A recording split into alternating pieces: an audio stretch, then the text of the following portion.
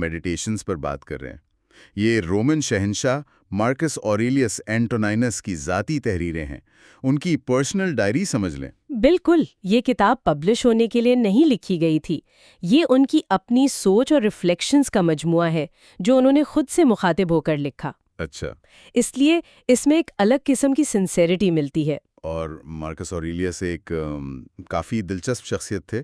افلاطون نے ایک philosopher king کا کانسیپٹ دیا تھا نا؟ جی ہاں، ایک ایسا حکمران جو فلسفی کو تخت سے زیادہ اہم سمجھے۔ مارکس شاید ہسٹری میں اس آئیڈیل کے سب سے قریب تھے۔ ہاں بالکل، اور ان کا دور حکومت کوئی آسان نہیں تھا، یہ بھی یاد رکھنا چاہیے۔ صحیح۔ مشرق میں پارتھین سے جنگ، شمال میں جرمن قبائل سے لڑائیاں، اٹلی میں پلیگ کی وبا، قحط سالی، حتیٰ کہ ان کے قریبی جنرل ایویڈیس کیسیس کی بغاوت بھی، تو کافی چیلنجز تھے۔ ان سب کے باوجود کہتے ہیں انہوں نے اپنے اندر سکون تلاش کیا۔ جی بالکل، اور اس سکون کا ذریعہ آپ کہہ سکتے ہیں ان کا فلسفہ تھا سٹوئسزم۔ سٹوئسزم، اس کے بارے میں تھوڑا بتائیں، اس کی بنیاد کیا تھی؟ اس کی بنیاد زینو نے رکھی تھی۔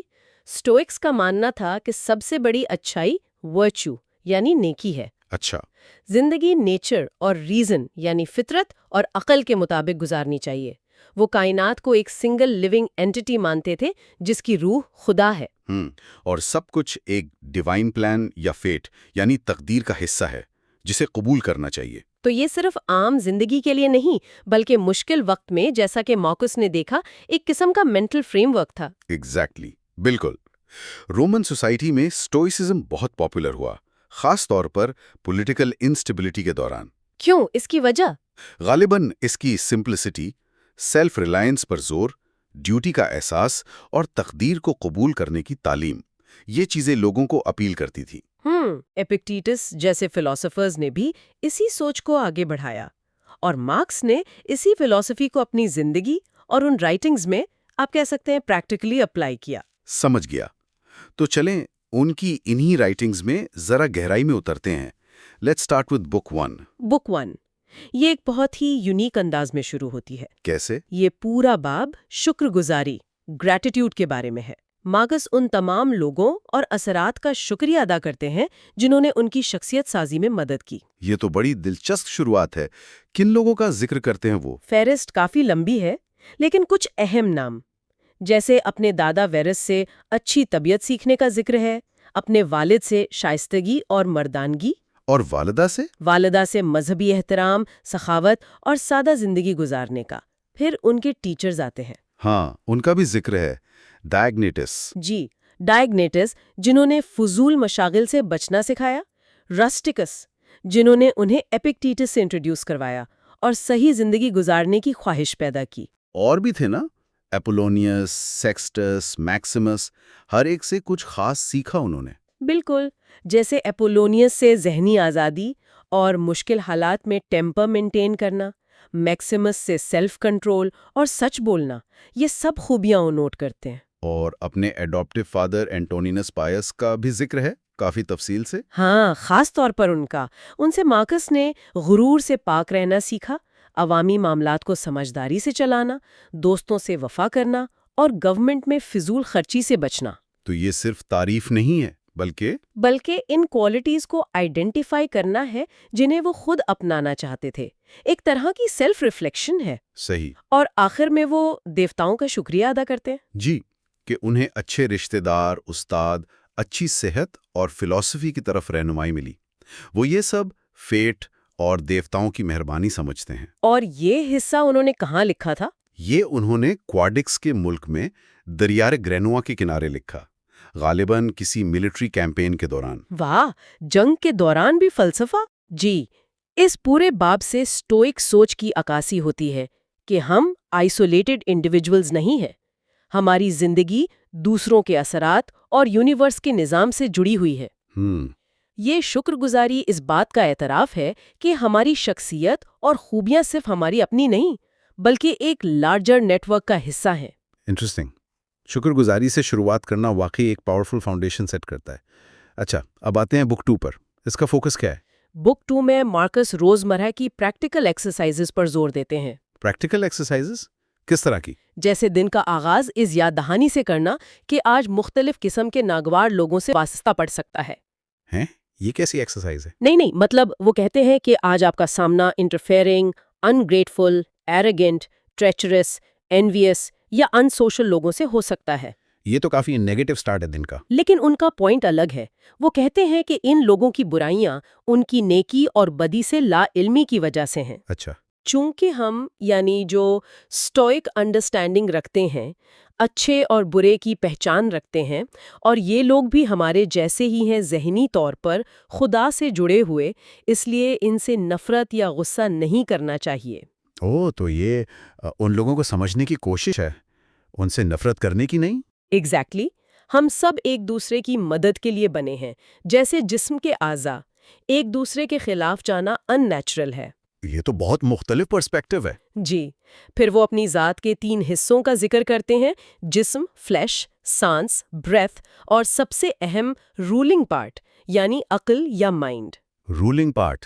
وہ کہتے ہیں کہ کتابوں اور جسم کی فکر چھوڑ دو، بس اپنے اس رولنگ پارٹ پر فوکس کرو، اسے ایموشنز کا غلام نہ بننے دو، تقدیر سے نہ لڑو، حال سے پریشان نہ ہو، اور مستقبل سے نہ ڈرو۔ یعنی اصل کنٹرول ہمارے رولنگ پارٹ میں۔ بالکل، اور وہ کائنات کے بارے میں بھی بات کرتے ہیں، پروویڈنس یعنی خدا کے منصوبے پر یقین رکھتے ہیں۔ اور اگر چیزیں اتفاقاً ہوں، بائی چانس؟ تو وہ کہتے ہیں کہ اتفاقات بھی فطرت کے ایک لارجر پیٹرن کا حصہ ہے، سب کچھ ایک ہی سورس سے آتا ہے، اور کائنات کی بقا اس کی لائف چینج میں ہے۔ تبدیلی میں؟ ہاں، جو چیز پوری کائنات کے لیے فائدہ مند ہے وہ اس کے ہر حصے کے لیے بھی ہے، اسے قبول کرو۔ اس ایکسیپٹنس، قبولیت پر بہت زور ہے ان کی باتوں میں۔ بہت زیادہ، اور وقت کی اہمیت پر بھی۔ یاد رکھو، وقت محدود ہے، اسے ضائع مت کرو۔ اور کام کیسے کرنے چاہیے؟ ہر کام ایسے کرو جیسے یہ تمہارا آخری کام ہو، پوری سنجیدگی، انسانیت، آزادی اور انصاف کے ساتھ۔ اپنے اندر کی روح، سول کی عزت کرو، دوسروں کی روح میں خوشی تلاش مت کرو۔ آپ نے تھیوفراسٹس کے کوٹ کا بھی ذکر کیا تھا پہلے۔ ہاں، وہ ایک دلچسپ نکتہ ہے بک 2 میں، کہ خواہش سے پیدا ہونے والے گناہ غصے سے پیدا ہونے والے گناہوں سے بدتر ہے۔ کیوں؟ کیونکہ خواہش میں انسان جان بوجھ کر خوشی کے پیچھے بھاگتا ہے، جبکہ غصے میں وہ انجانے میں ایک طرح سے عقل کھو بیٹھتا ہے۔ یہ گہری بات ہے۔ اور موت کے بارے میں مارکس کے کیا خیالات ہیں اس کتاب میں؟ وہ موت کو ایک نیچرل پروسیس کہتے ہیں، اس سے ڈرنا بچپنا ہے۔ اگر دیوتا ہیں تو وہ نقصان نہیں پہنچائیں گے، اگر نہیں ہیں تو ایسی دنیا میں جینے کا کیا فائدہ جہاں کوئی رہنمائی نہ ہو۔ لیکن وہ مانتے تھے کہ دیوتا ہیں۔ ہاں، وہ مانتے تھے کہ دیوتا ہیں، اور انہوں نے انسان کو اصل مصیبت یعنی اندر کی خرابی یا وائس سے بچنے کی طاقت دی ہے۔ تو بیرونی چیزیں جیسے عزت، ذلت، خوشی، غم، وہ کہتے ہیں یہ سب مورلی نیوٹرل ہیں، بذات خود اچھی یا بری نہیں، اسی لیے نیک اور بد دونوں کو ملتی ہیں۔ اصل مسئلہ ہماری اندرونی حالت ہے۔ صحیح کہا، یعنی بیرونی حالات سے زیادہ ہماری اپنی رائے اہم ہیں۔ بالکل، یہاں مونیمس دی سینک کا قول بھی آتا ہے، all things are but opinion۔ ہماری پریشانی اکثر حالات سے نہیں، ان کے بارے میں ہماری اپنی رائے یا اپینین سے پیدا ہوتی ہے۔ تو بک 2 کا کور میسج کیا ہوا؟ انر کنٹرول، تقدیر کو قبول کرنا، نیکی پر فوکس، اور موت کی حقیقت سے آگاہی۔ ہاں، اور یہ سب صرف تھیوریٹیکل نہیں ہے، یہ ڈیلی پریکٹس کی چیزیں ہیں۔ زندگی ایک لمحہ ہے، جسم فنا ہو رہا ہے، صرف فلسفی ساتھ رہتی ہے۔ اور فلسفی کیا ہے ان کے نزدیک؟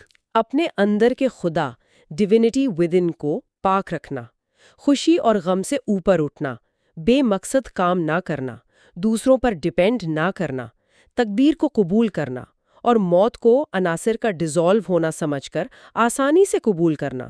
اور یہ حصہ انہوں نے قانونٹم میں لکھا، جو ایک فوجی کیمپ تھا۔ جی ہاں، قانونٹم میں یہ ان کی کمٹمنٹ دکھاتا ہے کہ وہ ان حالات میں بھی ان خیالات پر غور کر رہے تھے۔ واقعی۔ چلیے اب بک 3 کی طرف بڑھتے ہیں۔ بک 3 بھی وقت کی قدر اور زندگی کے تیزی سے گزرنے پر زور دیتی ہے۔ یعنی یہ تھیم جاری ہے؟ جی، مارکس کہتے ہیں کہ اگر لمبی عمر مل بھی جائے تو ضروری نہیں کہ ذہن ساتھ دے، اس لیے صحیح کام کرنے میں جلدی کرنی چاہیے، کیونکہ موت قریب آ رہی ہے اور سمجھ بوجھ شاید اس سے پہلے ہی ختم ہو جائے۔ اوہ، یہ تو sobering تھاٹ ہے۔ بالکل، لیکن پھر وہ فطرت کی چھوٹی چھوٹی چیزوں میں بھی خوبصورتی دیکھنے کی بات کرتے ہیں۔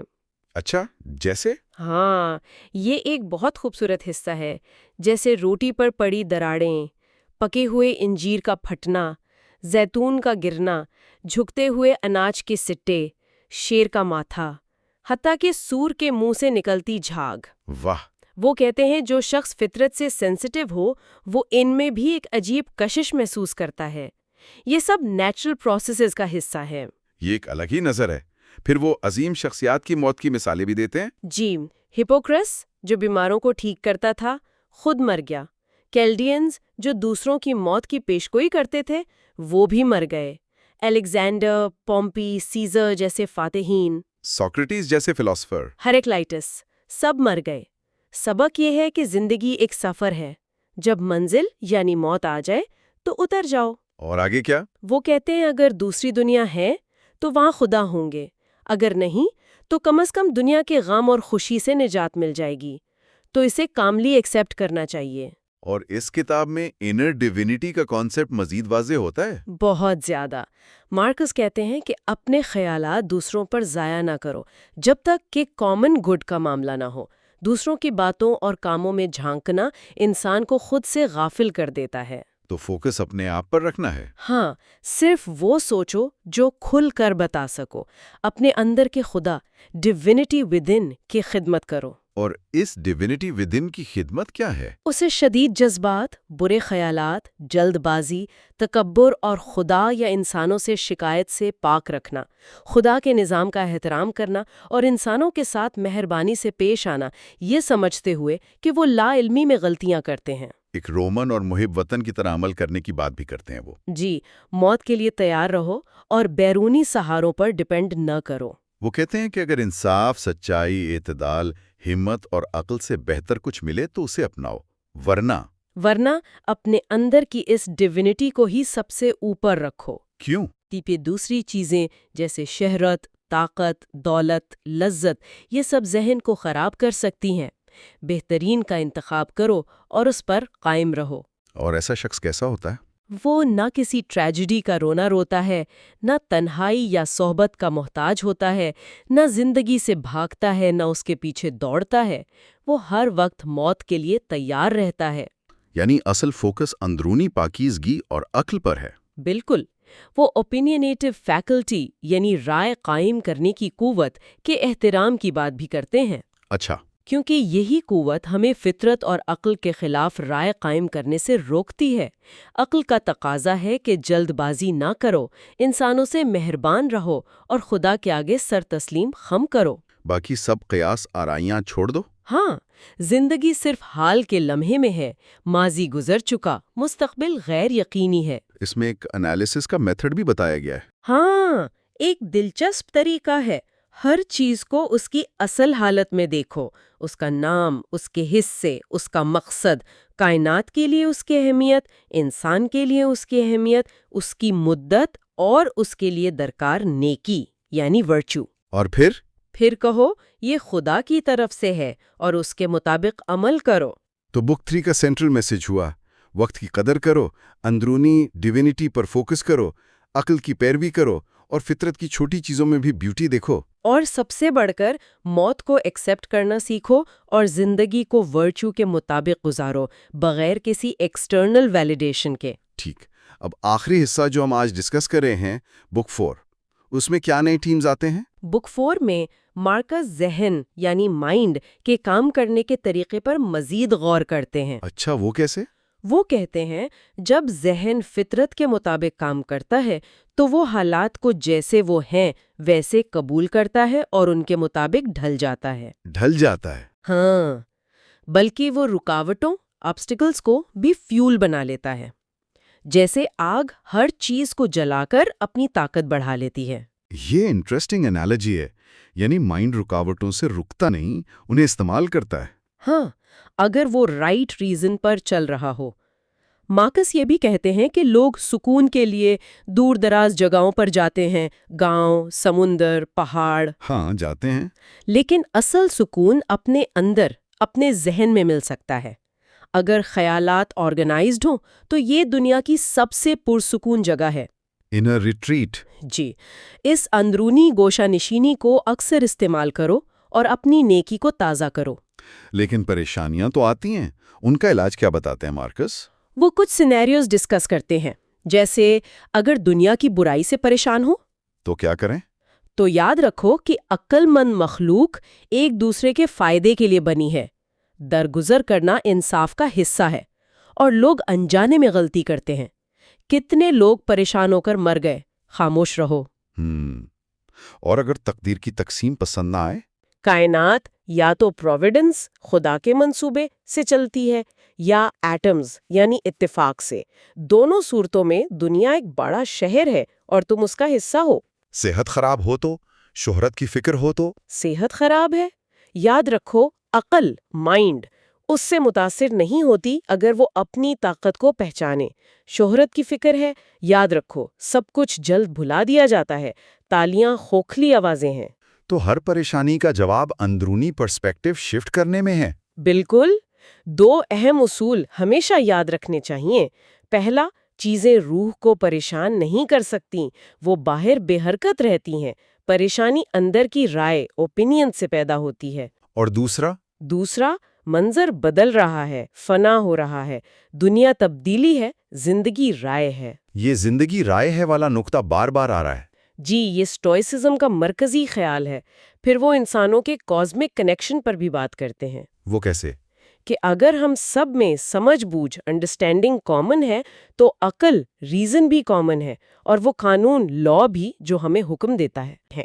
اور یہ سمجھ، عقل اور قانون کہیں سے تو آئے ہوں گے، جیسے جسم کے ایلیمنٹس کسی بڑے سورس سے آتے ہیں۔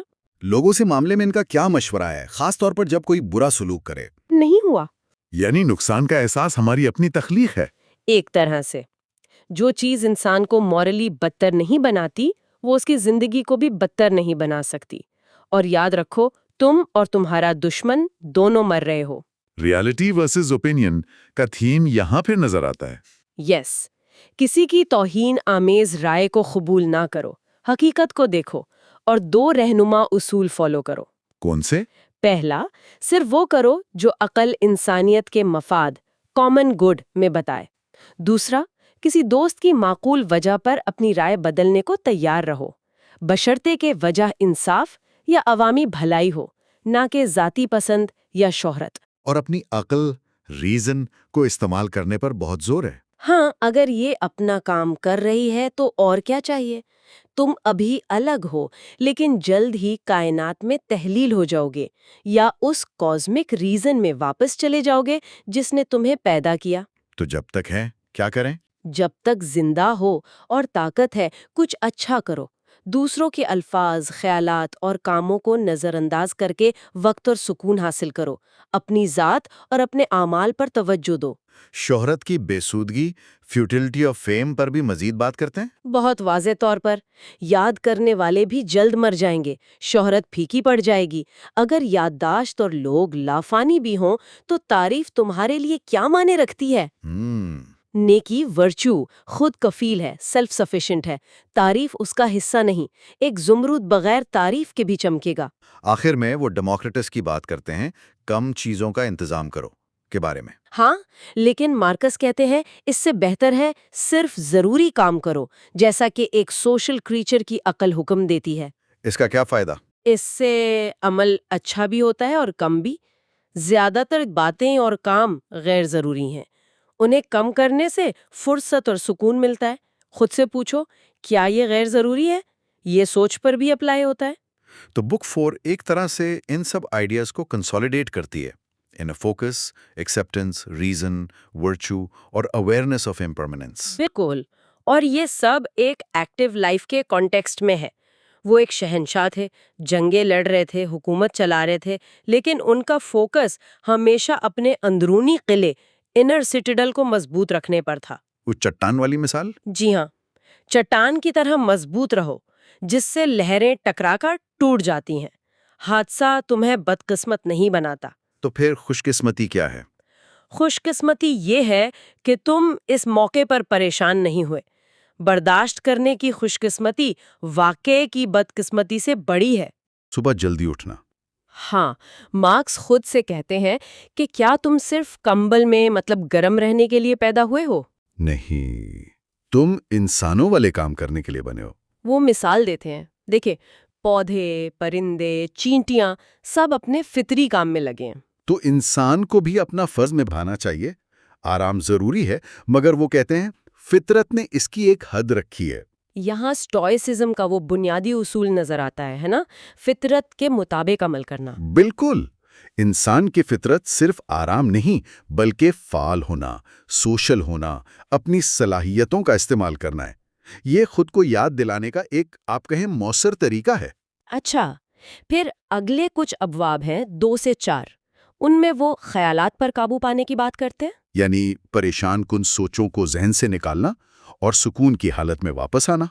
وہ زور دیتے ہیں کہ جو کام فطرت کے مطابق ہے اسے کمتر نہ سمجھو، چاہے لوگ کچھ بھی کہیں، تنقید کریں۔ صحیح، اپنا راستہ سیدھا رکھو جس میں اپنا اور اجتماعی مفاد ہو۔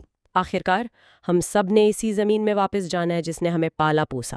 یہ وہی کنٹرول کا کانسیپٹ ہے جسے اسٹوئکس ڈائیکوٹمی آف کنٹرول بھی کہتے ہیں۔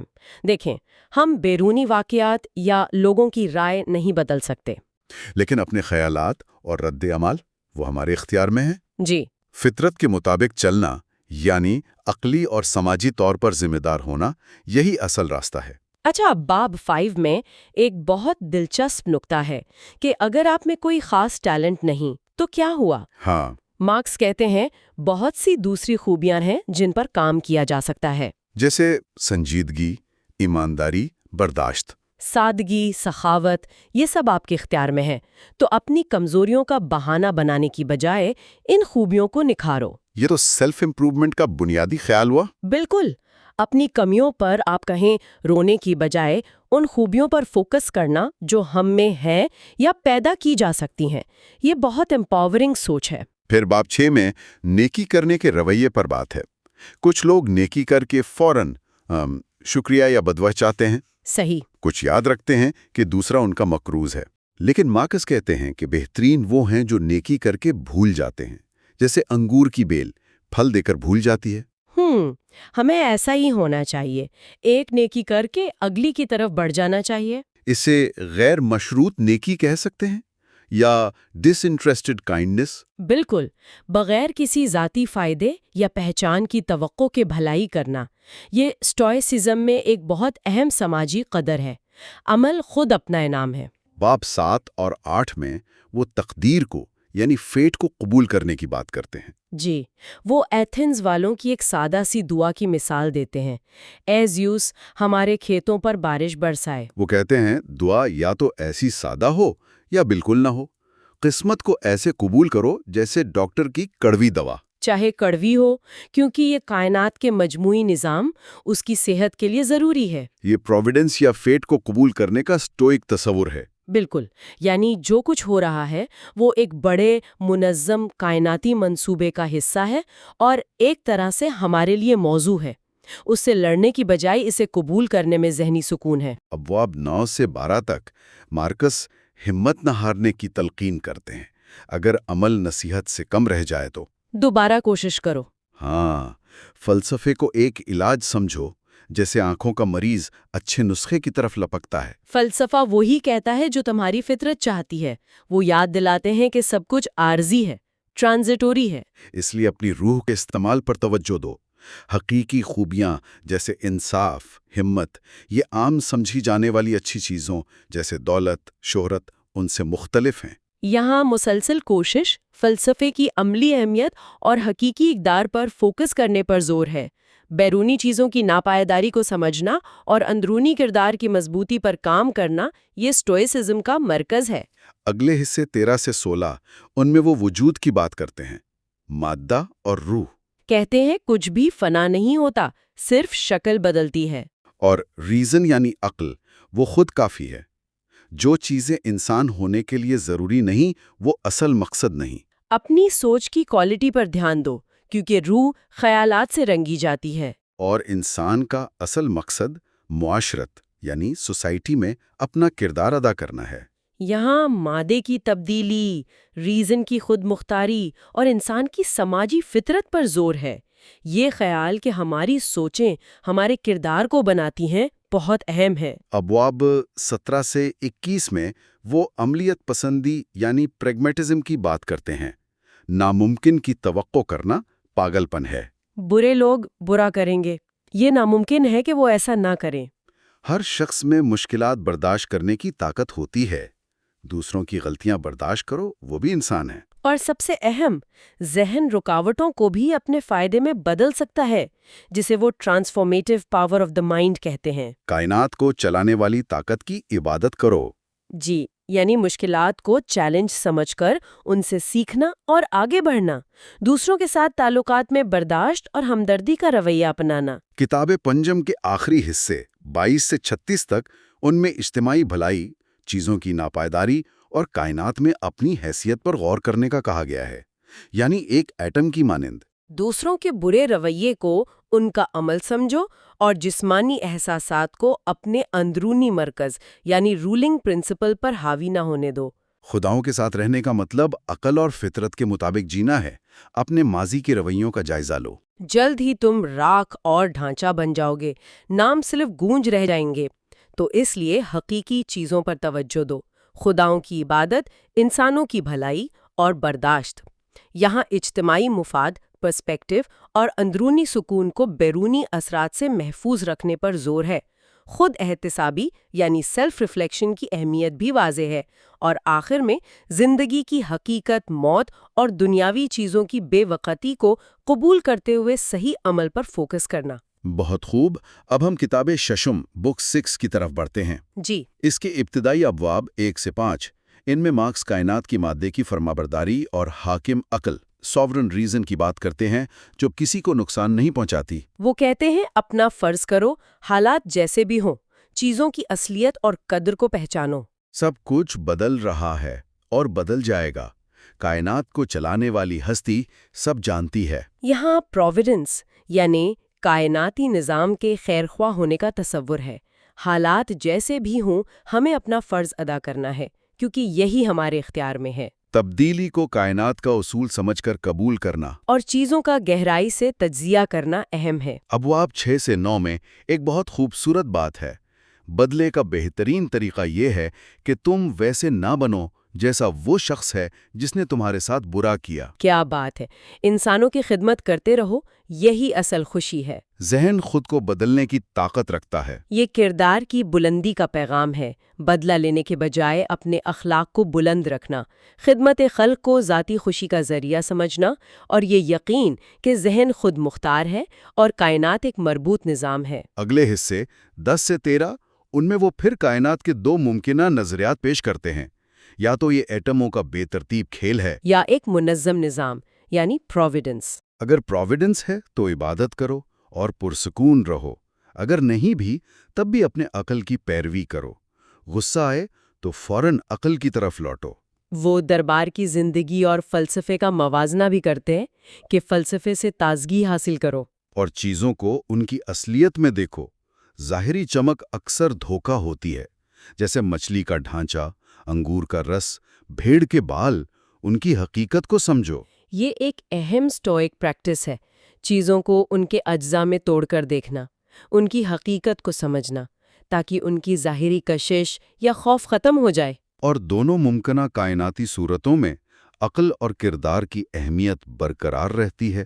ابواب 14 سے 17 میں وہ سوال اٹھاتے ہیں کہ ہم کن چیزوں کی قدر کرتے ہیں؟ پتھر، پودے، جانور، یا لوگوں کی تالیاں اور تعریف؟ مارکس کہتے ہیں کہ یہ سب بے معنی ہیں۔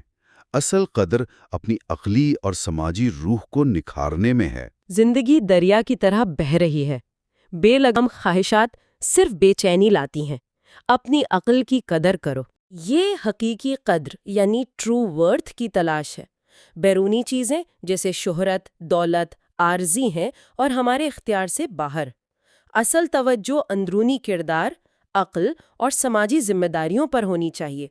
باب 18 سے 21 میں وہ شہرت کی خواہش پر تھوڑا طنز کرتے ہیں کہ لوگ ہم اثروں کی تعریف نہیں کرتے مگر آنے والی نسلوں سے تعریف چاہتے ہیں۔ ہاں، وہ حوصلہ دلاتے ہیں کہ جو کام مشکل لگے یہ نہ سمجھو کہ ناممکن ہے، اگر دوسروں کے لیے ممکن ہے تو تمہارے لیے بھی۔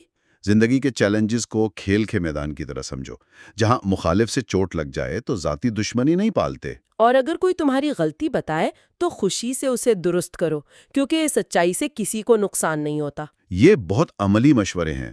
شہرت کی بے معنی نوعیت کو سمجھنا، اپنی صلاحیتوں پر یقین رکھنا۔ زندگی کی مشکلات کو ذاتی حملے کے بجائے چیلنج سمجھنا اور تنقید کو سیکھنے کا موقع جاننا۔ اگلے ابواب 22 سے 25 ان میں وہ پھر اپنے فرض پر توجہ دینے کی بات کرتے ہیں، باقی چیزیں پریشان نہ کریں۔ بے جان، بے عقل چیزوں اور جانوروں سے بھی مناسب سلوک کرو، انسانوں سے سماجی رکن کے طور پر۔ موت میں سب برابر ہیں، سکندر اعظم بھی اور اس کا سائز یعنی گھوڑے کی دیکھ بھال کرنے والا بھی۔ یہاں فرض کی ادائیگی، تمام مخلوقات کے ساتھ مناسب رویہ اور موت کے سامنے انسانی برابری کا تصور ہے۔ یہ پرسپیکٹیو ہمیں اپنی اہمیت اور دوسروں کے ساتھ تعلقات کو صحیح زاویے سے دیکھنے میں مدد دیتا ہے۔ باب 26 سے 30 میں وہ نرمی اور سکون سے کام کرنے کا کہتے ہیں، جیسے کسی کا نام ہجے کرنا ہو تو غصے سے نہیں، آرام سے حروف بتاتے ہیں۔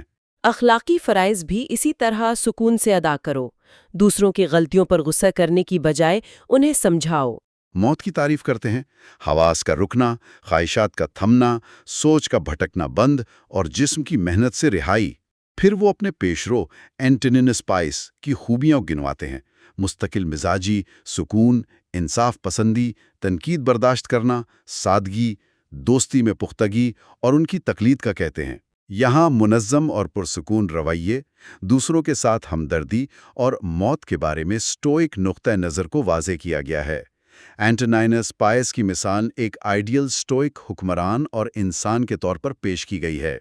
کتاب کے آخری حصے یعنی 31 سے 41 تک ان میں وہ پھر یاد دلاتے ہیں کہ پریشانی اکثر ہمارے تصورات میں ہوتی ہے، ذہن کو صرف اس کے اعمال متاثر کرتے ہیں۔ جو فطرت کے خلاف نہیں وہ اصل بدقسمتی نہیں۔ کائنات میں اپنی چھوٹی سی حیثیت کو سمجھو، بر اعظم کونے ہیں، سمندر قطرے۔ سب کچھ ایک ہی کائناتی روح سے آتا ہے۔ اپنی مرضی کو قسمت کے مطابق ڈھالو۔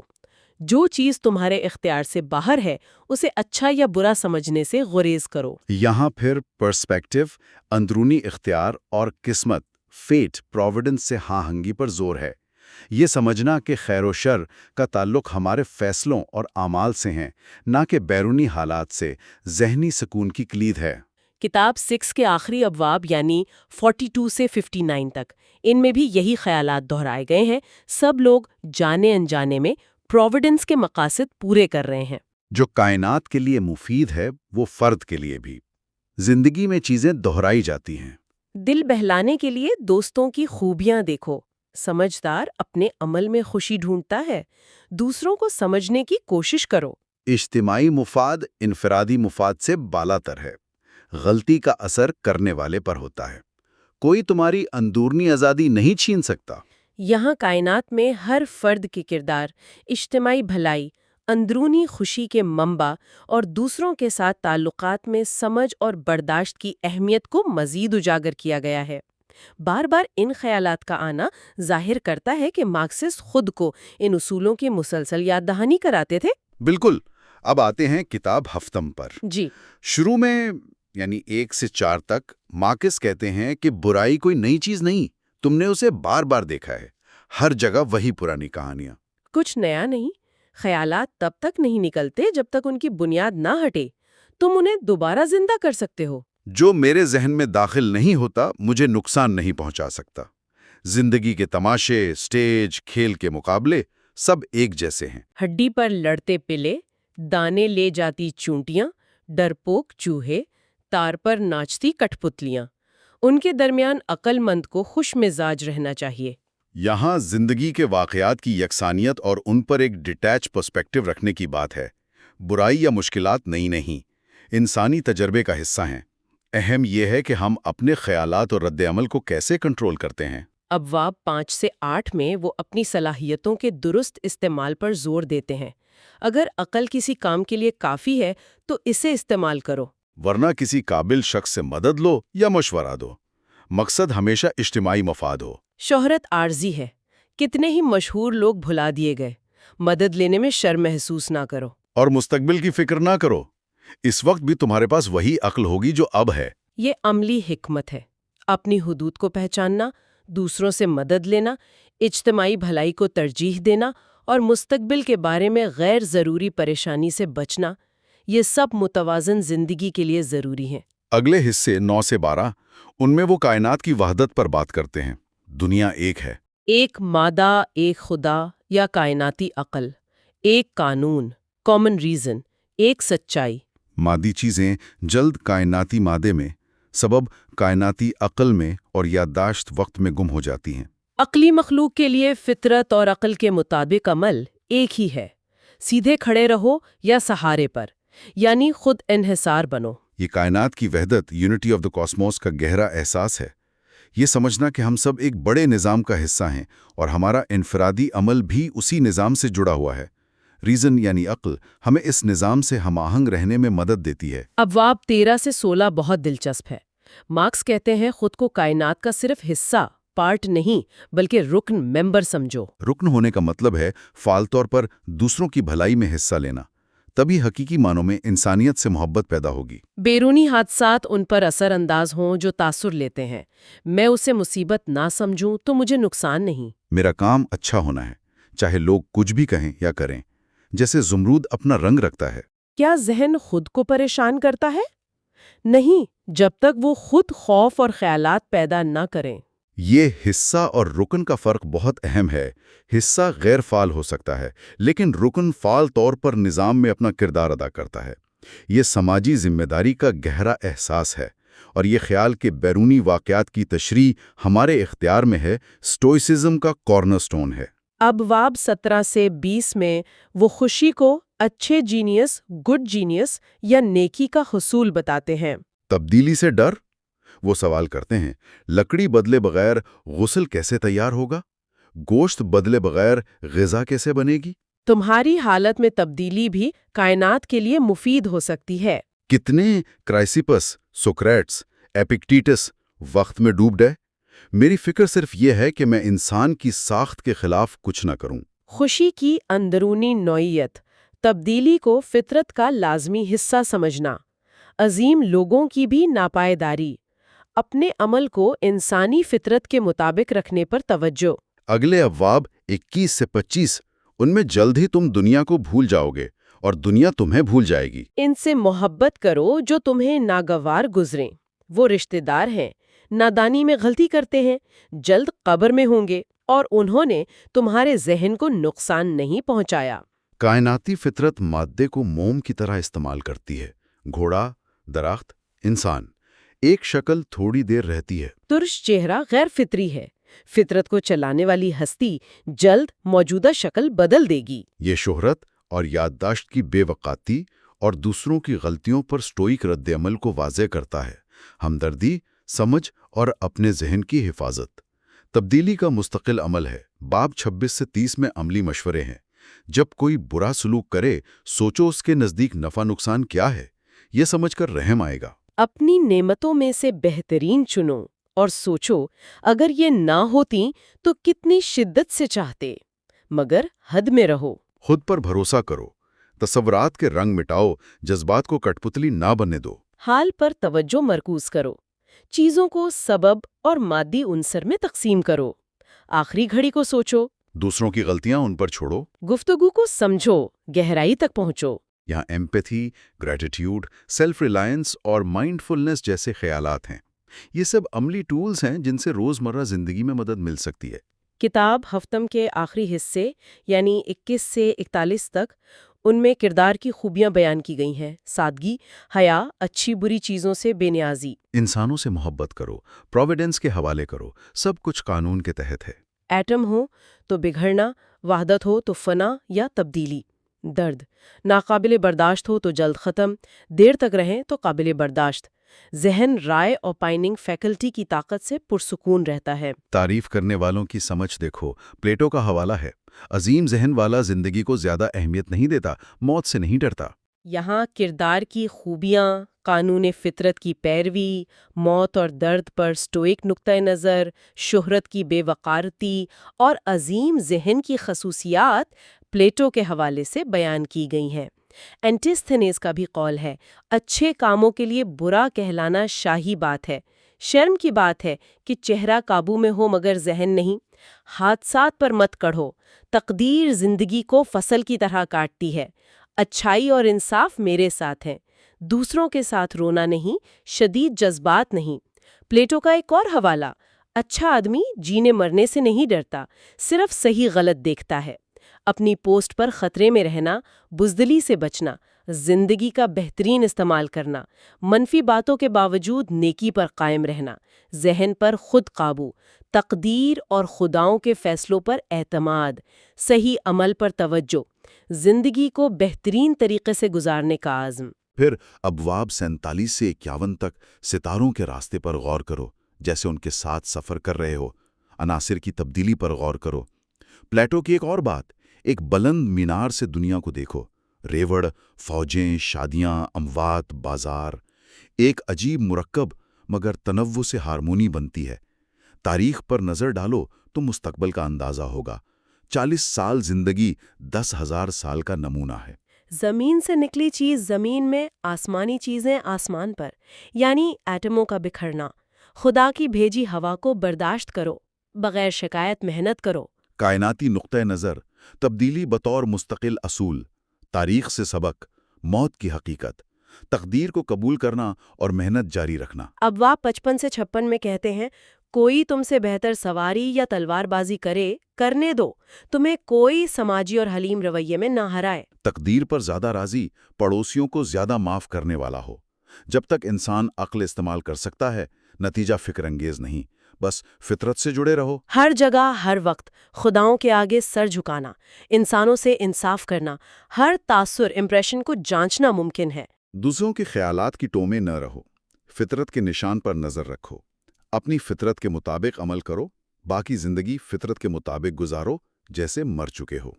اندرونی خوبیوں پر توجہ، عقل کی پیروی، پروویڈنس پر بھروسہ، تاثرات کی جانچ پڑتال، فطرت کی رہنمائی اور حال میں جینا۔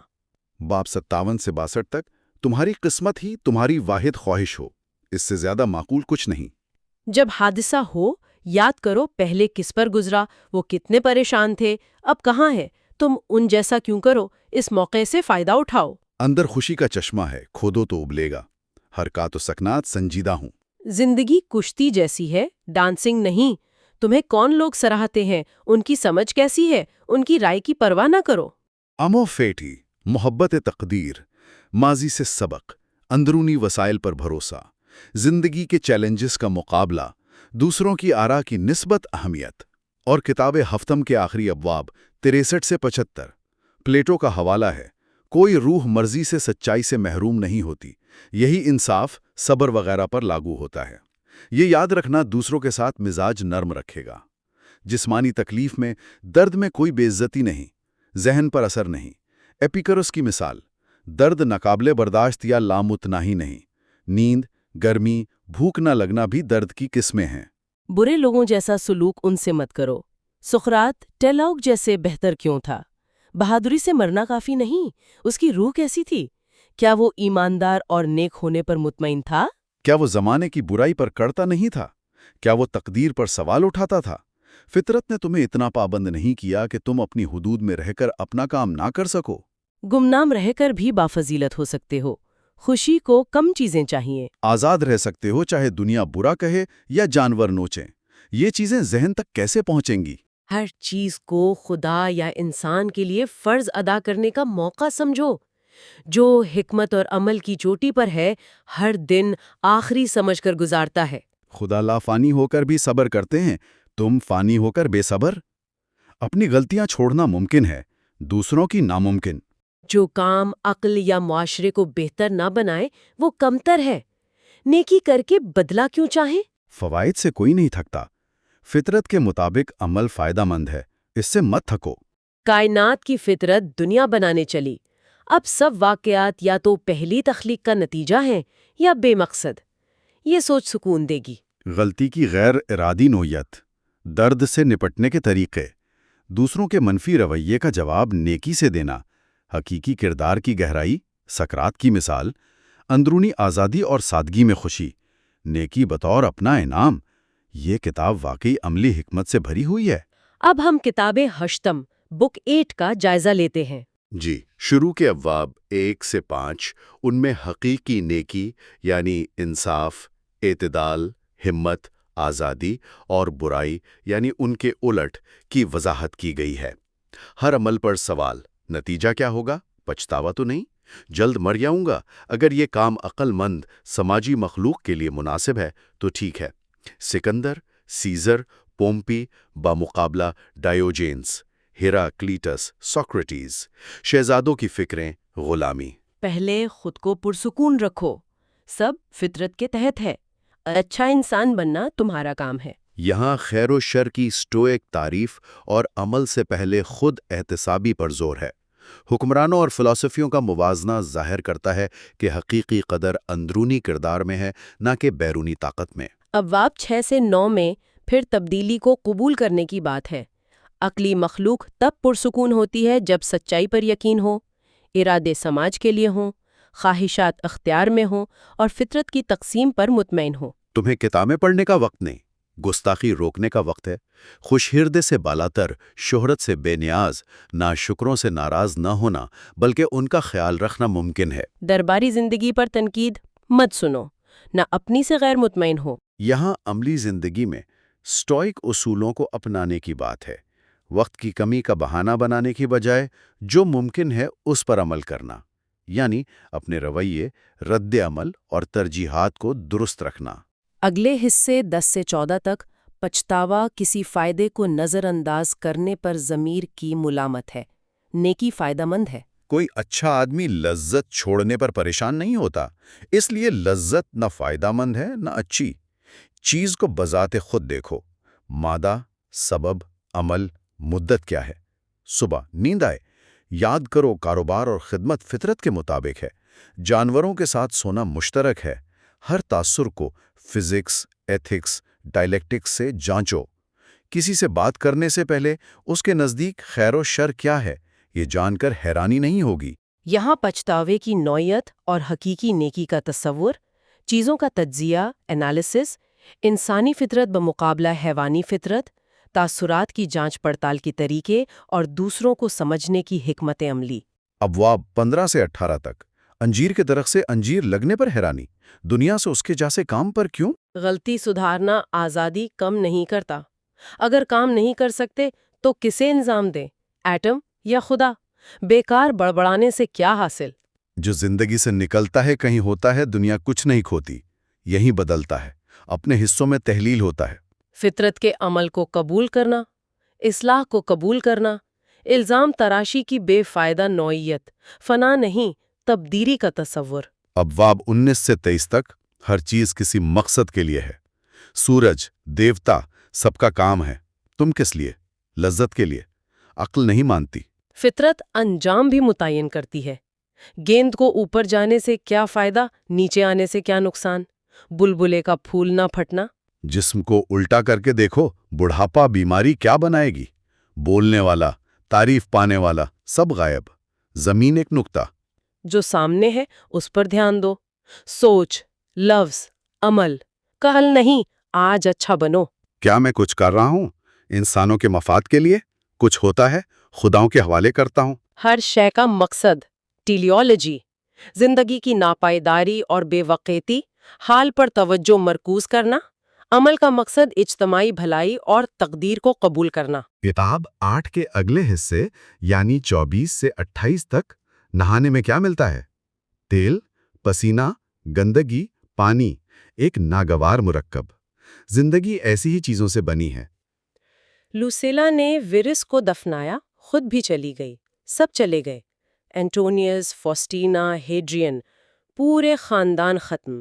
یہ اپنے گھر کا آخری تھا۔ آبا و اجداد وارث کے لیے کتنے فکر مند تھے۔ یہ مرکب بکھر جائے گا یا روح بجھ جائے گی یا منتقل ہوگی۔ اطمینان ان کاموں میں ہے جن کے لیے بنے ہیں۔ عمومی مہربانی، حواس کو نظر انداز کرنا، سچائی کو پہچاننا، کائنات پر غور کرنا، جسم خدائی سبب، پڑوسی، درد جسم کو ہو تو وہ کہے روح پرسکون رہ سکتی ہے۔ زندگی کی عام حقیقتیں، موت کی ہماگریت، اطمینان کا راستہ، مقصد کے مطابق عمل، 3 بنیادی تعلقات اور ان کی ذمہ داریاں، درد سے نپٹنے میں ذہن کا کردار۔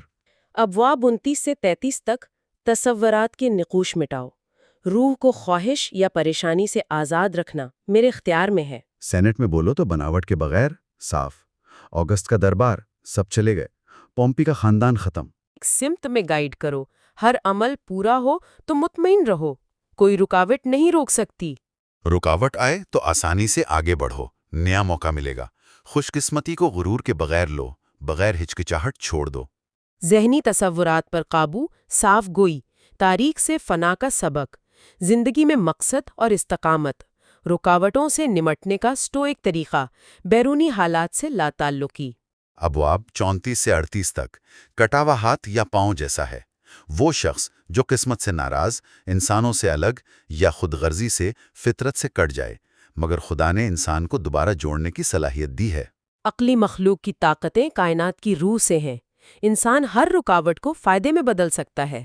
پوری زندگی کا بوجھ مت اٹھاؤ، ہر مشکل پر پوچھو اس میں ناقابل برداشت کیا ہے۔ ماضی اور مستقبل نہیں، حال سے نمٹنا ہے۔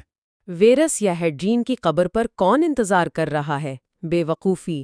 اگر تم تیز سمجھتے ہو تو عقل مندی سے سمجھو اور فیصلہ کرو۔ سماجی تعلق کی اہمیت اور اسے بحال کرنے کی صلاحیت، مشکلات کو مواقع میں بدلنا، حال پر توجہ مرکوز کر کے مستقبل کے بوجھ سے بچنا، رسومات کی بے معنی نوعیت، دانشمندانہ فیصلے کی اہمیت۔ ابواب 39 سے 41 تک کوئی خوبی انصاف کی مخالفت نہیں کرتی، لذت کی کرتی ہے، اعتدال روکتا ہے۔ رائے، اوپینین، مصیبت کو جنم دیتی ہے۔ خود کو نقصان زدہ نہ سمجھو تو کچھ نہیں بگاڑ سکتا۔ یہ تم کون ہو؟ تمہاری عقل۔ عقل پریشان نہ ہو، باقی حصے اپنا خیال رکھیں۔ حواس، حرکت، خواہش میں رکاوٹ حیوانی زندگی کے لیے بری ہے، ذہن کے لیے رکاوٹ بری ہے۔ لذت درد حواس کو دو۔ کام میں رکاوٹ، اگر ضد ہے تو برا، ورنہ نہیں، روح پر کوئی پابندی نہیں۔ انصاف کی اولیت، رائے اور حقیقت کا فرق، عقل کی مرکزیت، مختلف قسم کی رکاوٹوں کا اثر اور ان سے نمٹنے کا طریقہ، روح کی آزادی۔ کتاب کے آخری حصے 42 سے 45 تک میں کیوں پریشان ہوں جس نے کبھی جان بوجھ کر کسی کو پریشان نہیں کیا۔ ہر ایک کی اپنی خوشی ہے، میری صحت مند سمجھ مردوں یا حادثات سے نہ الجھنے والے مزاج میں ہے۔ چیزوں کو دیکھنا، اچھے سے لینا، صحیح استعمال کرنا، اپنا وقت بہترین استعمال کرو۔ شہرت کے پیچھے بھاگنے والے بھول جاتے ہیں کہ آنے والی نسلیں بھی ایسی ہی فانی ہوں گی۔ مجھے کسی بھی حالت میں ڈال دو، میرا خدائی حصہ مطمئن رہے گا۔ کیا یہ مصیبت میرے ذہن کو بگاڑ سکتی ہے؟ دوسروں کو تکلیف نہ دینے کا عزم، خوشی کا اندرونی ذریعہ، وقت کا بہترین استعمال، شہرت کی بے وقاتی، اندرونی استحکام اور حالات سے بے نیازی۔ ابواب 46 سے 49 تک کوئی حادثہ انسان کی فطرت سے باہر نہیں، جانور، بیل، پتھر پر بھی یہی لاگو ہوتا ہے۔ اگر فطرت کے مطابق ہے تو شکایت کیوں؟ بیرونی چیز پریشان کرے تو یہ چیز نہیں، تمہارا خیال ہے، خیال بدل دو۔ اگر ذہن کی حالت ناپسند ہے تو رائے درست کرو۔ اگر فرض ادا نہیں کر پا رہے تو کرنے کی کوشش کرو، غم نہ کرو۔ اگر رکاوٹ ناقابل عبور ہے تو فکر نہ کرو۔ اگر جینا بیکار لگے تو مر جاؤ، مگر سکون سے۔ ذہن ناقابل تسخیر ہے جب خود پر بھروسہ کرے، یہ قلعہ ہے، حواس کی رپورٹ سے زیادہ مت بناؤ۔ فطرت کے مطابق ہونے والے واقعات کو قبول کرنا، خیالات اور آراء پر قابو، عمل پر توجہ، موت کو بطور آپشن دیکھنا، انتہائی حالات میں ذہن کی طاقت اور قلعہ بندی، تاثرات کو محدود رکھنا۔ ابواب 50 سے 53 تک کھیرا کڑوا ہے، چھوڑ دا، کانٹے ہیں، بچ کر نکلو۔ یہ مت پوچھو دنیا میں ایسی چیزیں کیوں۔ فطرت فضلہ باہر نہیں پھینکتی، خود میں پگھلا کر نیا بناتی ہے۔ کام میں سست، گفتگو میں پریشان، سوچ میں بھٹکے ہوئے نہ بنو، ذہن کو قابو میں رکھو۔ لوگ گالیاں دیں، مارنے کی دھمکی دیں، یہ تمہیں پاک، عقل مند، معتدل، منصف رہنے سے کیسے روک سکتا ہے؟ جیسے چشمے میں گندگی ڈالو تو وہ صاف ہو جاتا ہے، اپنے چشمے کیسے جاری رکھیں؟ آزادی، خلوص، صبر، نیک مزاجی سے، جو دنیا کی فطرت سے ناواقف، اسے نہیں معلوم وہ کہاں ہے، جو مقصد نہیں جانتا وہ خود کو اور دنیا کو نہیں جانتا۔ ایسے لوگوں کی تعریف یا مذمت کی کیا قدر؟ فطرت کی ریسائکلنگ، ذہنی سکون اور توجہ برقرار رکھنا، کردار کی مضبوطی، اندرونی خوبیاں برقرار رکھنے کے طریقے، خود شناسی اور دنیا شناسی کی اہمیت، دوسروں کی رائے کی قدر کا تعین۔ ابواب 54 سے 58 تک۔ کیا تم ان لوگوں کی منظوری چاہتے ہو جو خود کو دن میں 3 بار کوستے ہیں، جو خود سے خوش نہیں؟ روح کائناتی ذہانت سے ہم آہنگ ہو، جیسے سانس۔ برائی کائنات کو نقصان نہیں دیتی، نہ کسی فرد کو، صرف کرنے والے کو، جو جب چاہے اس سے چھٹکارا پا سکتا ہے۔ میری مرضی میری اپنی ہے، جیسے میرا جسم، ورنہ پڑوسی کی غلطی میری بدقسمتی ہوتی، خدا نے روکا ہے۔ سورج کی روشنی پھیلتی ہے، خرچ نہیں ہوتی، دھاگے کی طرح کھچی ہوئی۔ موت سے ڈرنے والا حواس کے بجھنے یا بدلنے سے ڈرتا ہے۔ اگر حواس نہیں تو احساس نہیں، اگر نئے حواس تو نئی مخلوق، زندگی ختم نہیں۔ خود سے ناخوش لوگوں کی منظوری کی بے وقفیت، کائناتی ذہانت سے ہم آہنگی، برائی کا محدود اثر، ارادے کی آزادی، فریڈم آف ول، روشنی کی مثال، پھیلنا مگر کم نہ ہونا، موت پر سٹوئک نقطہ نظر۔ اور آخری ابواب 59 سے 61 تک، انسان ایک دوسرے کی خدمت کے لیے پیدا ہوئے ہیں، دنیا کو سدھارو یا برداشت کرو۔ سمجھ ہمیشہ تیر کی طرح سیدھی نہیں جاتی، رک کر مشورہ لے کر بھی نشانے پر لگتی ہے۔ ہر ایک کے خیالات میں جھانکو، انہیں اپنی جیسی آزادی دو۔ سماجی ذمہ داری، اصلاح یا برداشت کا انتخاب، عقل کا عمل، کبھی غیر مستقیم بھی، دوسروں کے خیالات کو سمجھنا اور ان کا احترام کرنا، یہ کتاب 8 کے اہم نکات تھے۔ بالکل۔ اور اب ہم آخری کتاب یعنی کتاب نحم بک 9 پر آتے ہیں۔ جی، باب 1 میں ناانصافی اور جھوٹ کو آپ کہیں آسمان سے غداری قرار دیا گیا ہے۔ فطرت نے عقلی مخلوق کو باہمی خدمت کے لیے بنایا، نقصان کے لیے نہیں۔ اس کے خلاف جانا قدیم ترین دیوتا کی توہین ہے۔ جھوٹا بھی یہی کرتا ہے۔ فطرت سچائی ہے، جان بوجھ کر جھوٹ بولنا، دھوکہ دینا بے دینی ہے۔ لا علمی میں غلطی بھی یہی ہے، کیونکہ فطرت سے اختلاف ہے۔ خوشحالی لذت کو اچھا، درد مشکل کو برا سمجھنے والا بھی نیک نہیں۔ وہ پروویڈنس پر شکایت کرے گا۔ برے خوش، اچھے دکھی نظر آئیں گے۔ درد سے ڈرنے والا، لذت کے پیچھے بھاگنے والا غلطی کرے گا۔ خدا کی منظوری، خوشحالی بدحالی دونوں کے لیے کو قبول کرنا چاہیے۔ یہ ناانصافی اور جھوٹ کی سنگینی کو کائناتی سطح پر بیان کرتا ہے، اور حقیقی خیر و شر جو ہمارے اختیار میں ہے، یعنی کردار، اور عام فہم خیر و شر جو ہمارے اختیار سے باہر ہے، جیسے صحت، دولت، کے فرق کو واضح کرتا ہے۔ پروویڈنس کی تقسیم پر غیر جانبداری کا مطلب ہے کہ بیرونی حالات کو اپنی اندرونی حالت پر اثر انداز نہ ہونے دیا جائے۔ ابواب 2 سے 4 میں وہ کہتے ہیں کہ بہتر ہے دنیا سے بغیر جھوٹ، ریاکاری، عیش و عشرت، تکبر کے جاؤ۔ اگر ان میں مبتلا ہو تو جلد مرنا بہتر ہے۔ کیا تجربے نے بھی تمہیں اس وبا سے بھاگنا نہیں سکھایا؟ سمجھ کی تباہی ہوا کی خرابی سے بدتر ہے۔ موت کو حقیر نہ جانو، مرضی سے قبول کرو، فطرت کا حصہ سمجھو۔ جوانی، بڑھاپا، حمل، پیدائش کی طرح۔ عقل مند بے صبری نہ دکھائے، دنیا اور لوگوں سے چھٹکارا پاؤ گے مگر مہربانی سے پیش آؤ۔ غلطی کرنے والا خود کو نقصان پہنچاتا ہے۔ یہاں کردار کی پاکیزگی پر شدید زور ہے۔ گناہ سے موت کو بہتر سمجھنا ایک سخت سٹوئک موقف ہے جو نیکی کی اہمیت کو ظاہر کرتا ہے۔ موت کو زندگی کے فطری مراحل کی طرح سمجھنا اسے کم خوفناک بنا دیتا ہے۔ غلطی کا اثر بنیادی طور پر کرنے والے پر ہونا۔ اگلے حصے 5 سے 8 تک کوتاہیاں اومیشنز بھی اکثر ناانصافی ہوتی ہیں۔ اگر تمہارا فیصلہ درست، عمل دوستانہ، ذہن بیرونی سبب پر راضی ہے تو تم خوش ہو۔ ظاہری شکل سے دھوکہ نہ کھاؤ، جذبات روکو، خواہش معتدل رکھو، عقل کو قابو میں رکھو۔ جانوروں کی روحیں ایک جیسی، عقلی مخلوق کی ایک جیسی، عقلی قسم کی۔ ہوا، زمین، روشنی، استعمال کرنے والے، دیکھنے والے، جینے والے ایک جیسے۔ یہاں ذمہ داری صرف عمل کمیشن کی نہیں، کوتاہی اومیشن کی بھی ہے۔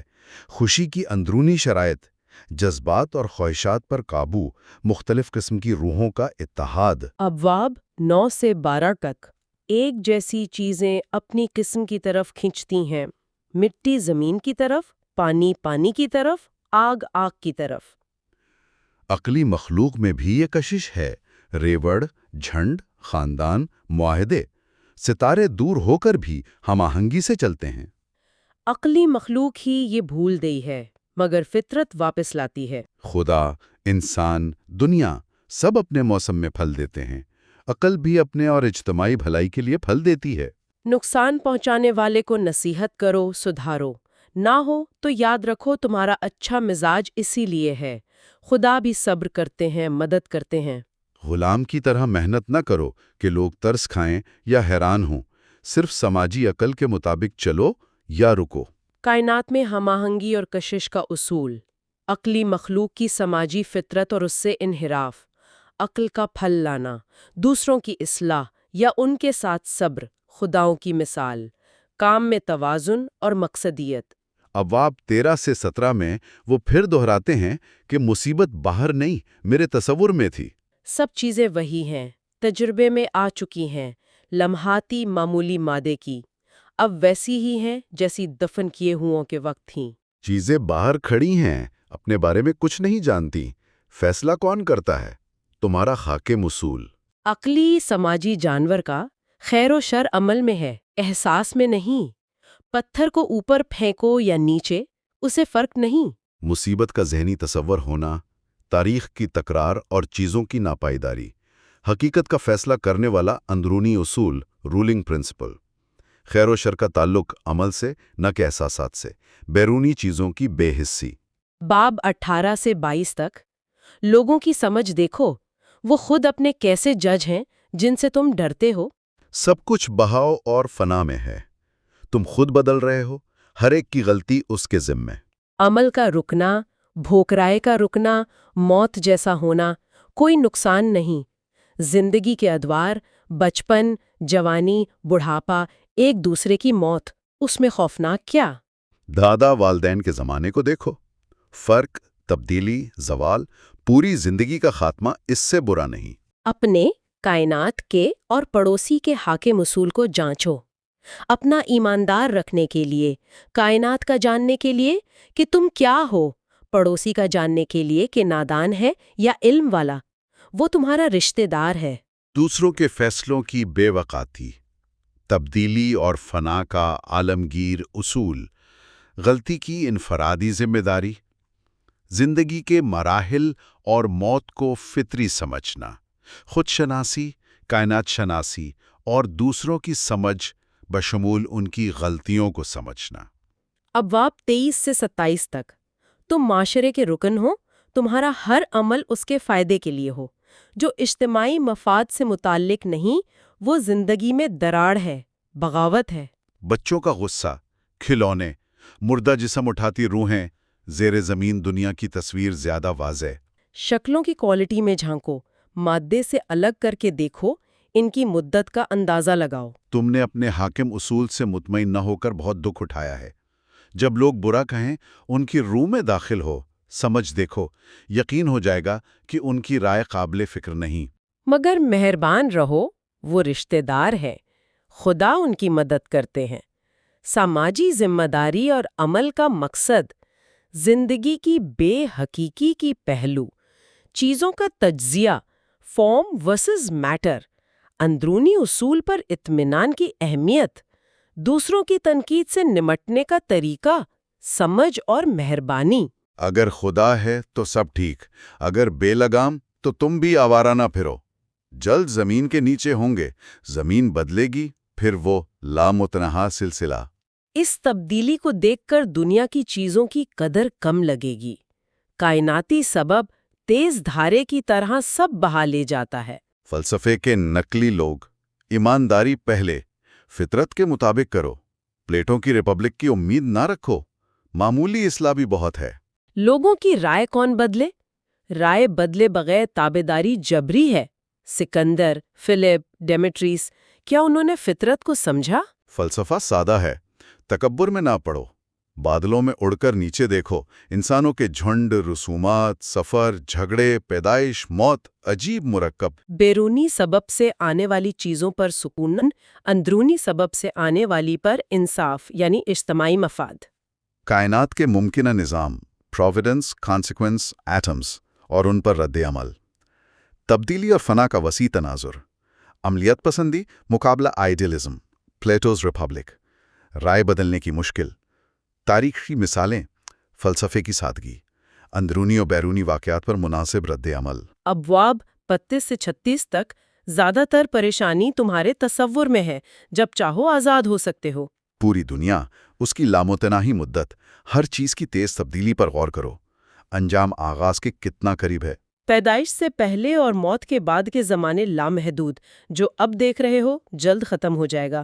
لمبی اور چھوٹی زندگی والے ایک ہی حالت میں ہوں گے۔ لوگوں کے اندر جھانکو، ان کے مقاصد، پسند، عزت کے محرکات دیکھو۔ جب وہ تعریف مذمت سے نفع نقصان پہنچانے کا سوچیں تو کیسی عجیب سوچ ہے۔ نقصان تبدیلی کے سوا کچھ نہیں۔ چیزیں بدلتی ہیں، فنا نہیں ہوتی۔ پروویڈنس ان تبدیلیوں سے خوش ہوتی ہے۔ کیا سب دیوتاؤں نے چیزیں بری بنائیں؟ کیا فطرت ہمیشہ بدقسمت رہے گی؟ جسمانی مادے کتنے معمولی ہیں، پانی، دھول، ہڈیاں، سنگ مرمر زمین کا پھوڑا، سونا چاندی تل چھٹ، کپڑے بال جامنی رنگ مچھلی کا خون، روحیں بھی ایسی ہی، ایک شکل سے دوسری میں۔ پریشانی کا ذہنی ہونا، وسیع تناظر، کائنات، وقت، فنا نہیں، تبدیلی کا اصول، پروویڈنس کی حکمت پر یقین، مادی چیزوں کی اصل حقیقت اور بے وقتی۔ کتاب نحم کے آخری حصے 37 سے 40 تک، زندگی بڑبڑانے نکالی سے تھک گئے، حیرانی کیسی، توقع سے برا کیا ہوا؟ سبب یا مادہ پریشان کرتا ہے؟ انہیں دیکھو، ان دو کے علاوہ کوئی تیسری فطرت نہیں۔ اب سادہ بنو، خداؤں سے بہتر سلوک کرو۔ 3 سال بھی 100 سال جیسے ہیں۔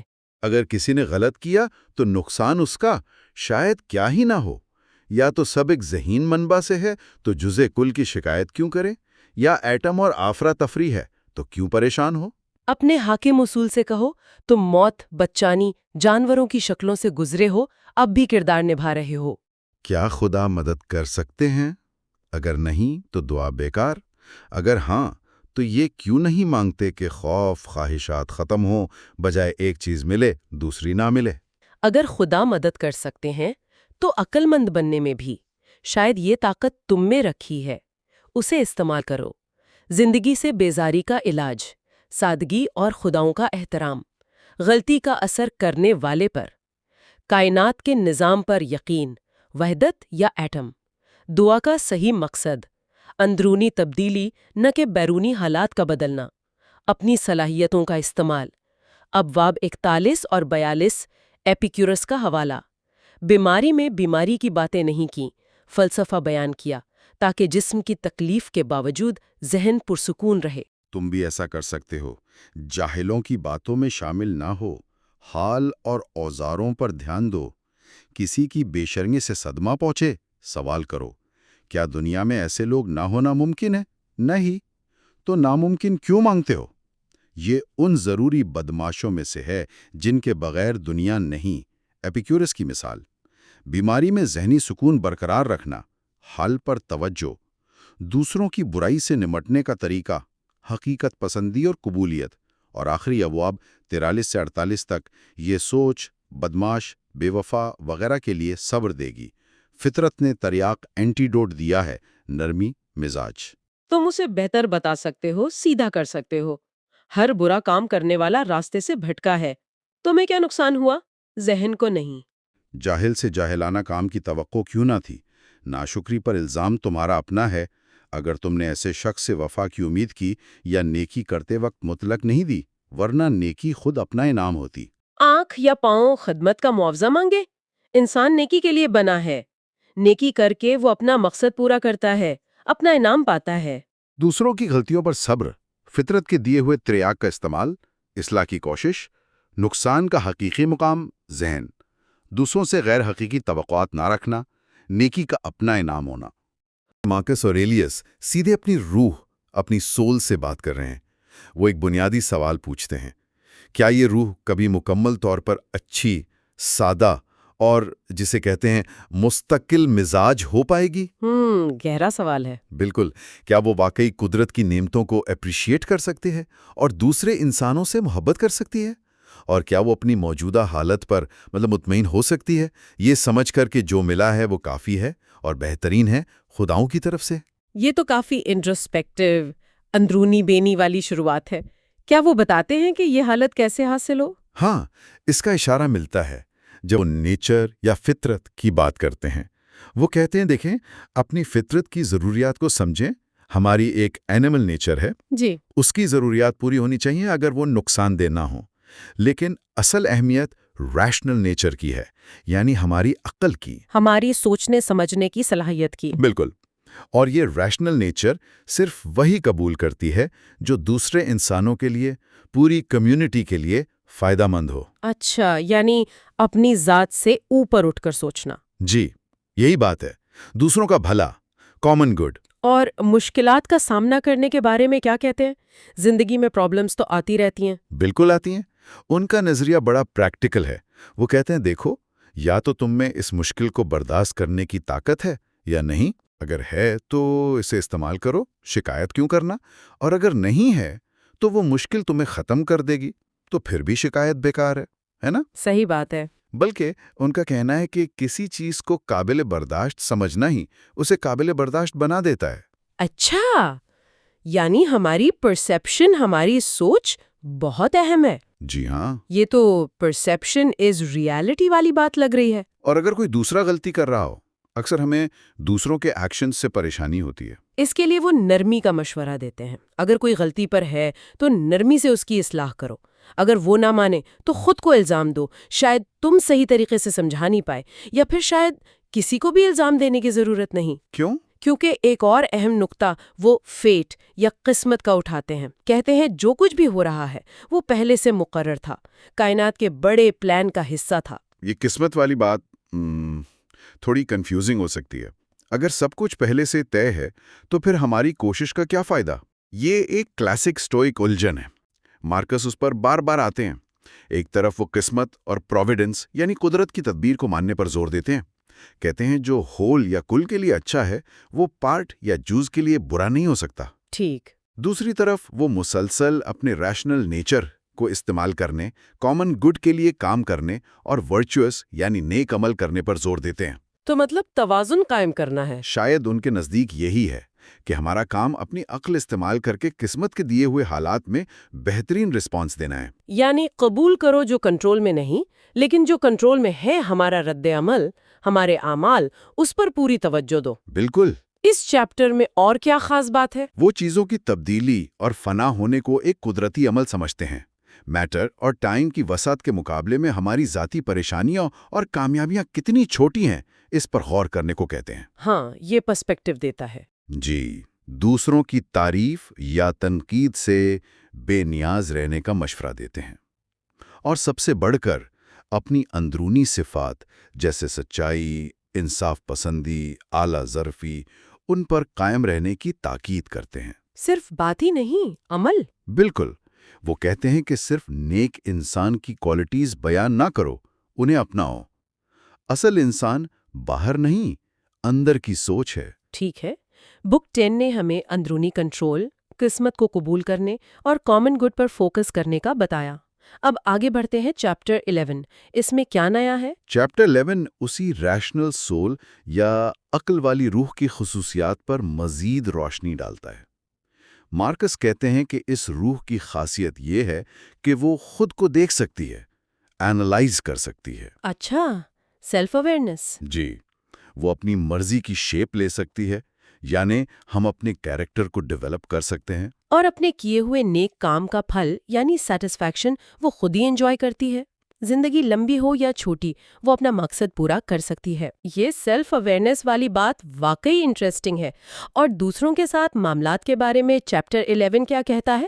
بک 10 میں نرمی کا ذکر تھا۔ ہاں، چیپٹر 11 اس پر تفصیل سے بات کرتا ہے۔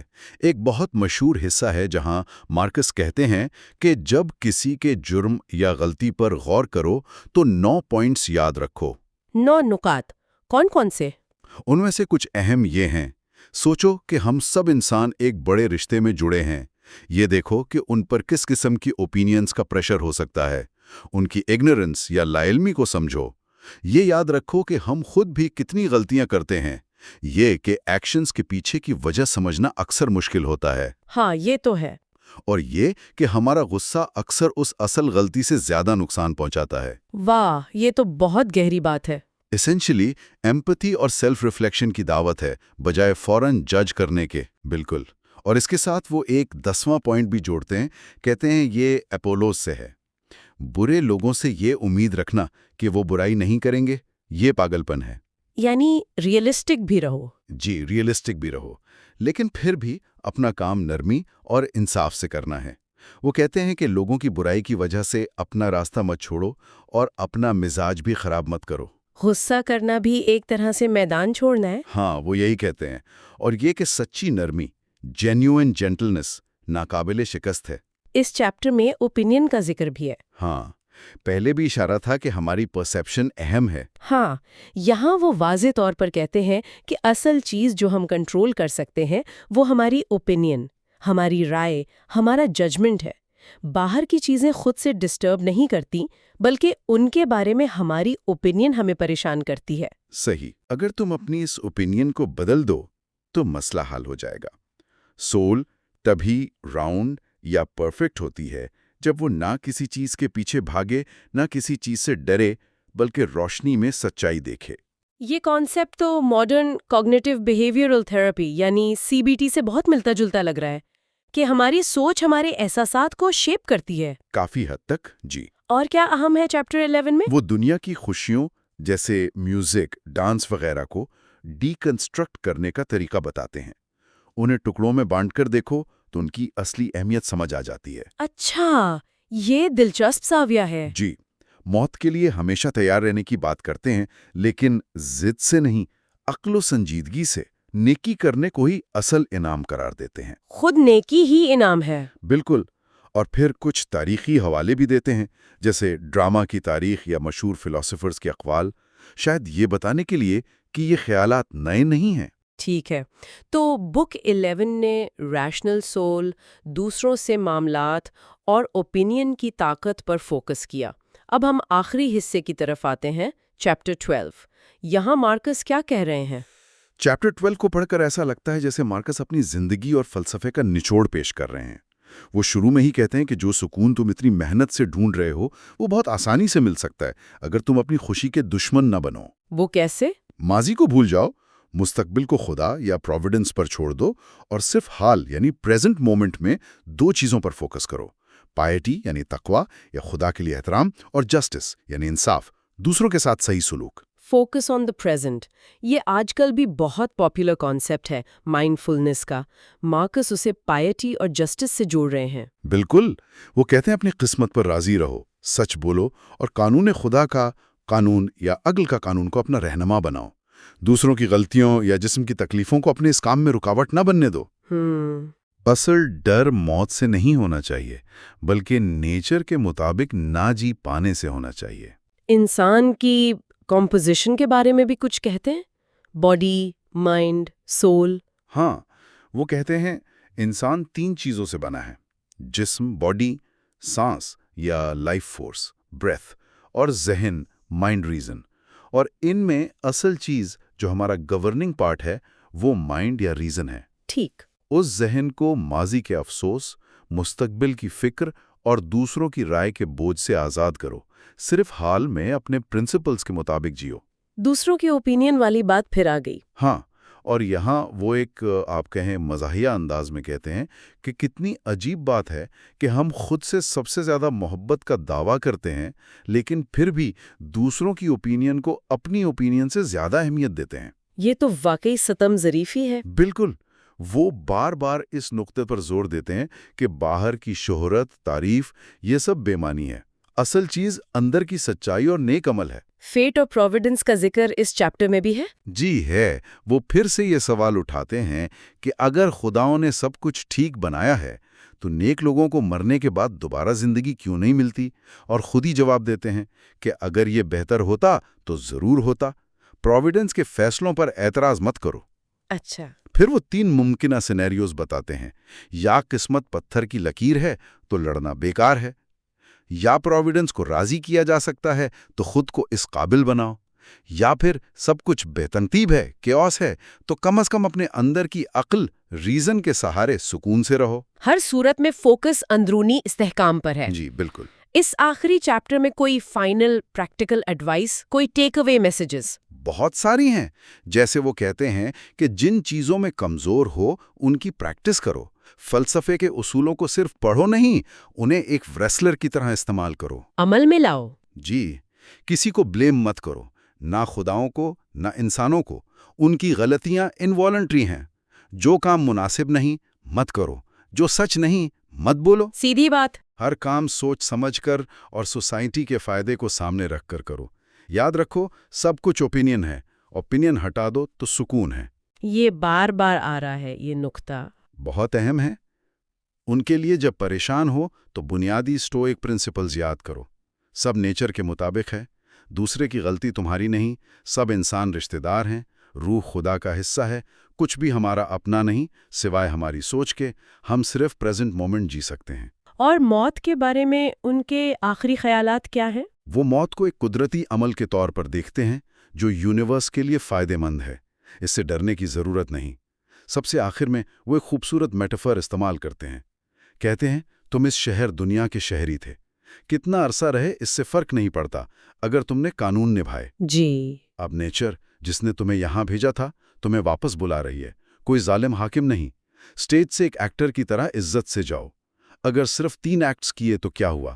زندگی میں 3 ایکٹس بھی پورا پلے ہو سکتے ہیں۔ صحیح۔ جس نے شروع کیا وہی ختم کر رہا ہے۔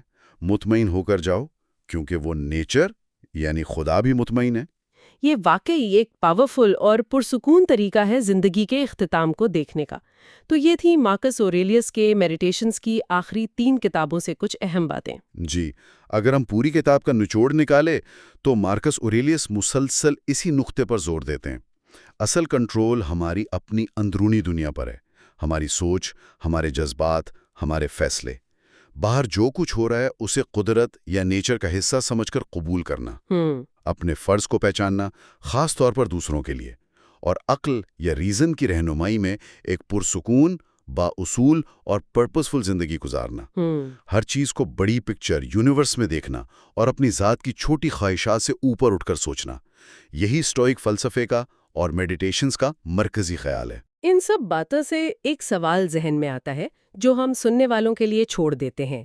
اگر سب کچھ یا بہت کچھ پہلے سے مقرر ہے، فیٹ یا نیچر کے کنٹرول میں ہے، جیسا کہ مارکس بار بار اشارہ کرتے ہیں، تو پھر انسانی ارادے، فری ول، ہماری کوشش اور ہمارے اخلاقی انتخاب، مورل چوائس کی حقیقی اہمیت کیا رہ جاتی ہے؟